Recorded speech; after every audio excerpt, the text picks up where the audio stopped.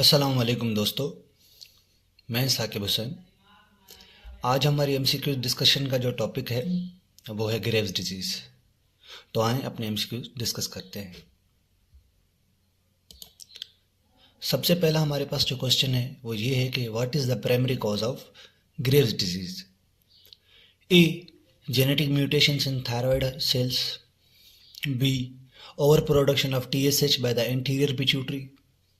C, autoantibodies including thyroid stimulating immunoglobulins target thyroid proteins. D, excess iodine intake in the diet.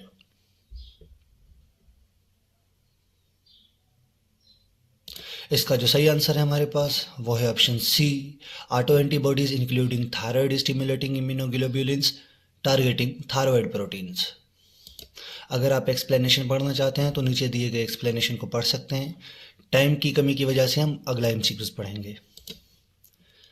Question number 2, which of the following best describes the role of thyroid stimulating immunoglobulins in Graves disease. A, they directly inhibit TSH production by the anterior pituitary. B, they bind to TSH receptors mimicking the action of TSH.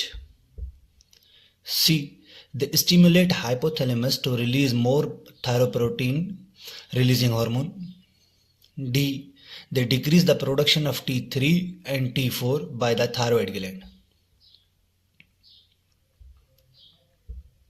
इसका जो सही answer है हमारे पास वो है option B, they bind to TSH receptors mimicking the action of TSH.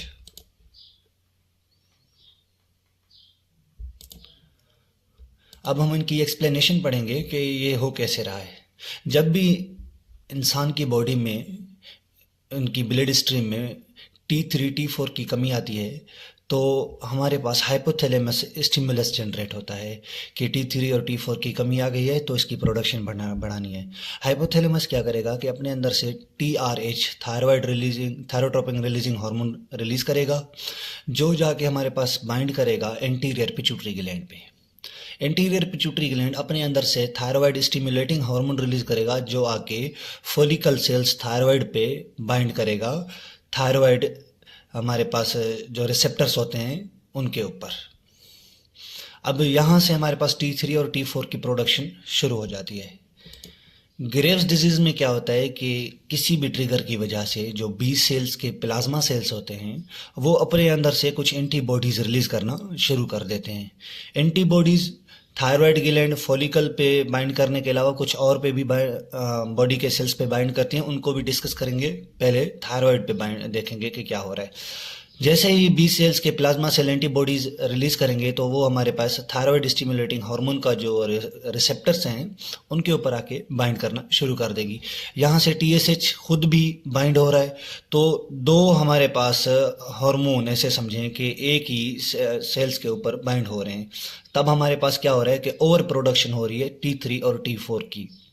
जब ये T3 और T4 ब्लड स्ट्रीम में ज़्यादा हो जाते हैं तो हमारे पास नेगेटिव फीडबैक के थ्रू हमारे पास TRH यानी कि हाइपोथैलेमस के ऊपर मैसेज जाता है कि आप TRH की प्रोडक्शन बंद कर दो ताकि TSH ना बने और हमारे पास T3 और T4 की प्रोडक्शन ना हो पाए। अब यहाँ पे हो ये रहा होता है कि TRH की तो प्रोडक्शन बंद हो जाती है, लेकिन जो एंटीबॉडीज़ हैं हमारे पास थायराइड स्टिमुलेटिंग एंटीबॉडीज़ वो आके बाइंड करती जाती हैं हमारे पास थायराइड स्टिमुलेटिंग हार्मोन का जो रिसेप्टर्स होते हैं उनके ऊपर, और इसी तरह से हमारे पास T3 और T4 की ओवर प्रोडक्शन होती जाती है। और इसी ओवर प्रोडक्शन होने की वजह से कुछ कॉम्प्लिकेशंस होती हैं हमारे पास, जिन्हें हम ग्रेव्स डिजीज का नाम देते हैं। Question number 3, what is a common symptom of Graves ophthalmopathy. A, decreased heart rate. B, exophthalmos. C, non pitting oedema on the face. D, decreased appetite. इसका जो सही आंसर है हमारे पास वो है ऑप्शन बी, एक्सोऑप्थेलमस। एक्सप्लेनेशन क्या है? Graves ophthalmopathy is characterized by the symptoms such as exophthalmos where the eyeball protrude outward due to inflammation and glycosaminoglycan accumulation.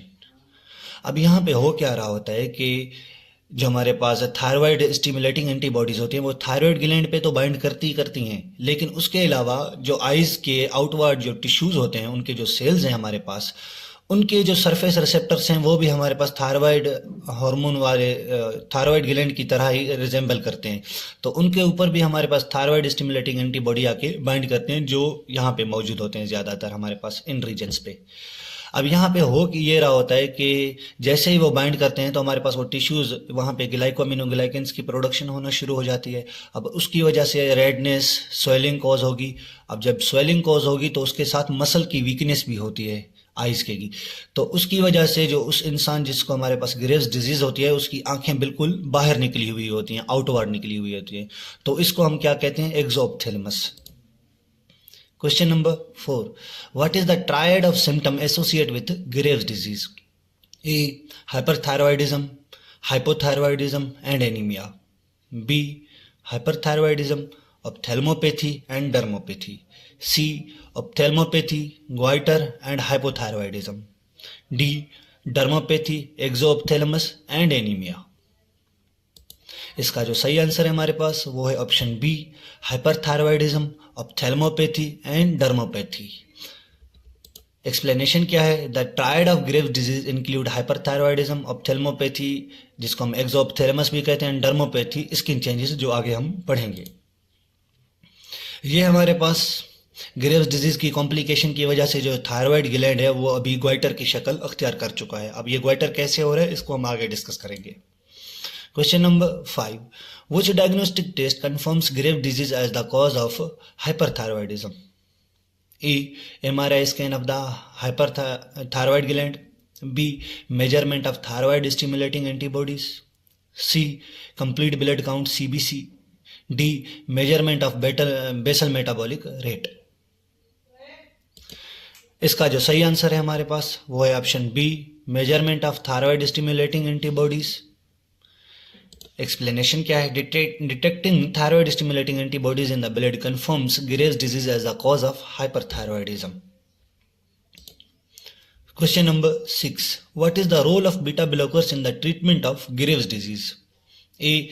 They destroy thyroid tissue. B. They block the production of thyroid hormones. C. They manage the immediate symptoms of hyperthyroidism. D. They stimulate the hypothalamus to release a thyrotropin releasing hormone. इसका जो सही answer है वो है option C, they manage the immediate symptom of hyperthyroidism. Explanation क्या है, beta blockers helps manage symptoms like rapid heart rate, anxiety without affecting thyroid hormone levels. Question number 7. What complication is described by the term thyroid stone? E.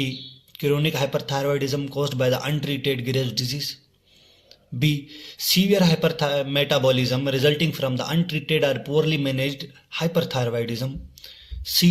Sudden onset of hypothyroidism after radioiodine therapy. D. Excessive thyroid hormone production due to iodine deficiency. इसका जो सही answer है वो है option B, severe hypermetabolism resulting from the untreated और poorly managed hyperthyroidism. Explanation क्या है, thyroid storm is a life threatening condition where the hyperthyroid symptoms escalate to severe hypermetabolism potentially causing cardiac arrhythmias. Question number 8. What is structural changes occurs in the thyroid gland during Graves disease? E. Reduced in follicular cell size. B. Hypertrophy and hyperplasia of the follicular cells. C. Destruction of thyroid follicles. D. Inactivation of TSH receptors. इसका जो सही answer है वो है option B, hypertrophy and hyperplasia of follicular cells. Explanation क्या है, Graves disease causes both hypertrophy यानी कि growth in the size and hyperplasia growth in number of follicular cells. अब जब नंबर ज्यादा होंगे तो वो एक ही जगह पे अक्यूमुलेशन उनकी ज्यादा होती जाएगी जिसकी वजह से थायराइड ग्लैंड इनलार्ज होता है। अब वो कंडीशन कहलाती है हमारे पास goitre. Question number 9. How do glycosaminoglycans contribute to symptom in Graves disease? A. By directly stimulating thyroid hormone production. B. By accumulating in tissues causing inflammation and swelling. C. By destroying TSH receptors on thyroid cells. D. By inhibiting the sympathetic nervous system. इसका जो सही answer है वो है option B, by accumulating in tissues causing inflammation and swelling. Explanation आप पढ़ लीजिएगा. Question number 10. What is the effect of thyroid hormone on sympathetic nervous system? A. It inhibits the sympathetic response. B. It activates and enhances the sympathetic nervous system. C. It reduces adrenaline production. D. It directly suppresses TSH release. इसका जो सही answer है वो है option B, it activates and enhances the sympathetic nervous system. Explanation क्या है? Excess thyroid hormones stimulate the sympathetic nervous system leading to symptoms like anxiety, rapid heart rate and sweating. Question number 11. Peritibial mixed edema in grave disease is caused by A. Direct destruction of the skin cells by antibodies. B. Accumulation of glycosaminoglycans in the skin. C. Reduced thyroid hormone production. D. Deficiency of iodine in diet. इसका जो सही answer है वो है option B, accumulation of glycosaminoglycans in the skin. Question number 12. Which laboratory finding is the most consistent with Graves' disease? A. High TSH, low T3 and T4. B. Low TSH, high T3 and high T4. C. Normal TSH, low T3 and high T4. D. High TSH, normal T3, normal T4. इसका जो सही answer है वो है option B, low TSH, high T3 and high T4. अब ये हो कैसे रहा है? जैसे ही हमारे पास ब्लड स्ट्रीम में T3 और T4 का लेवल ज़्यादा होता है तो नेगेटिव फीडबैक के थ्रू हाइपोथैलेमस को ये मैसेज दिया जा रहा होता है कि आप TRH की प्रोडक्शन कम कर दें. अब वो जैसे ही कम कर देता है लेकिन उसका असर कुछ भी नहीं होने वाला. TSH की प्रोडक्शन खत्म हो जाती है लेकिन ऑटो एंटीबॉडीज जो हमारे पास होते हैं वो T3 और T4 की प्रोडक्शन करती रहती हैं, जिसकी वजह से उनका लेवल T3 और T4 का लेवल हमेशा ब्लड स्ट्रीम में बढ़ा हुआ नजर आता है डायग्नोस्टिक की सूरत में. Question number 13. Which clinical sign is characteristic of pretibial myxoedema? A. Pitting oedema over the ankles. B. Non pitting oedema and thickened skin of the shins. C. Swelling of the eyelids and cyanosis of the lower limbs. इसका जो सही answer है वो है option B, non pitting oedema and thickened skin on the shins. अब ये हमारे पास हो कैसे रहे कि ये इसको हम कहते हैं शिन्स. इन जगह पे हमारे पास ये नॉन पिटिंग, जब हम पिटिंग और नॉन पिटिंग का मकसद ये होता है कि आप प्रेस करते हैं कि वो नीचे दब रहा है या नहीं दब रहा, तो ये नॉन पिटिंग एडिमा होता है हमारे पास शिन्स के ऊपर. क्यों हो रहा है? ग्लाइकोमिनोग्लाइकेंस और इन्फ्लेमेशन की वजह से. Question number 14. Which of the following is the most common treatment for Graves' disease? A. Antacids. B. Antithyroid drugs like methimazole. C. Antibiotics. D. Insulin therapy. इसका जो सही आंसर है वो है option B, antithyroid drugs like methimazole. Methimazole में जो हमारे पास drug trade name आता है उसको हम कहते हैं टापाजोल. ये याद कर लीजिएगा. Question number 15. Which of the following is a common side effect of methimazole, tapazole, an antithyroid drug used in treating Graves' disease? A. Weight gain. B. Hypoglycemia. C. Agranulocytosis. D. Hypercalcemia. अब सवाल यह है कि side effect क्या है हमारे पास मेथामियाजोल का जब पेशेंट ग्रेव डिजीज का है उसको दी जाती है, तो कॉमन साइड इफेक्ट हमारे पास क्या है? आंसर है इसका हमारे पास सी, एग्रेन्युलोसाइटोसिस. एक्सप्लेनेशन क्या है? Agranulocytosis is a severe reduction in WBCs, is a rare but serious side effect of methimazole therapy. आगे जो है हम वो क्लिनिकल यानी कि सिनेरियो बेस्ड क्वेश्चन डिस्कस करेंगे कि ग्रेव डिजीज के हमारे पास किस तरह से आ सकते हैं. Question number 16.